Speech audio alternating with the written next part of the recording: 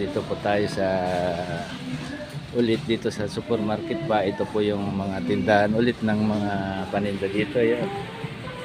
Yan. Yan po. Dami. Magpapasko na po kasi kaya ito. Marami silang paninda. Kunti lang po yung mga nag-grocery ngayon kasi katatapos lang po ng Halloween. Ayan, ito po yung tindahan po ng mga mantika. Ayan. Ayan, gandun. Ayan. Ayan, gandun sa dulo. Ayan.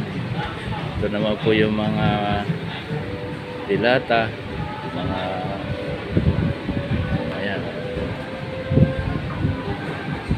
Ayan po yung tindahan ng mga karne, mga frozen meat. Ayan, nandun. Ayan.